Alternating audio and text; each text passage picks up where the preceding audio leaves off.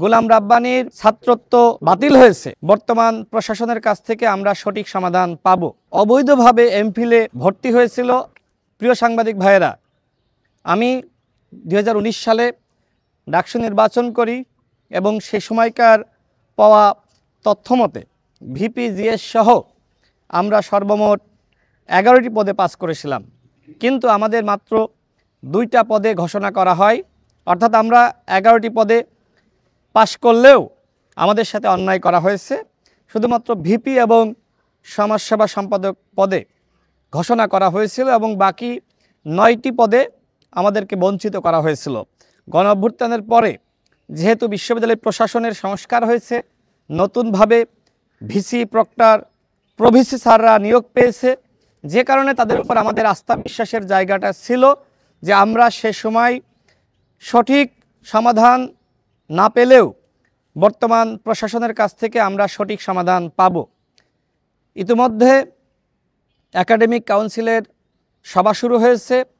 সেই সভায় আমার এই যে অভিযোগ ছিল এবং অভিযোগের প্রেক্ষিতে যে তদন্ত কমিটির সুপারিশ, সেখানে আজকের এজেন্ডায় 73 নম্বর সিরিয়ালে এই বিষয়টি রয়েছে। আমি দৃঢ় আশাবাদী ঢাকা বিশ্ববিদ্যালয় প্রশাসন তারা সঠিক সিদ্ধান্ত নেবে এবং যেহেতু প্রাথমিকভাবে সিন্ডিকেট মিটিংয়ে গোলাম রাব্বানীর ছাত্রত্ব বাতিল হয়েছে এবং আরও যারা অবৈধভাবে এমফিলে ভর্তি হয়েছিল আরও 2 জনের ছাত্রত্ব বাতিল হয়েছে, আমি দৃঢ় আশা ব্যক্ত করছি যে আজকের এই একাডেমিক কাউন্সিলের বৈঠকের মধ্য দিয়ে ডাকসুর অবৈধ জিএস গোলাম রাব্বানীর ডাকসু পদ বাতিল হবে। যেহেতু তদন্ত কমিটির সুপারিশ রয়েছে তার পদ বাতিল করার জন্য এবং তিনি যেহেতু অবৈধভাবে ভর্তি হয়েছিলেন, সুতরাং অবৈধভাবে ভর্তি হয়ে যেখানে ডাকসু নির্বাচন করার গ্রাউন্ড নাই, সেক্ষেত্রে তার ডাকসু পদ বাতিল হবে এবং একই সাথে তার এমফিলের ছাত্রত্ব বাতিল হবে। আমি এই আশা রাখছি, বিশ্ববিদ্যালয় প্রশাসনের উপর আমার আস্থা ছিল, আস্থা রয়েছে।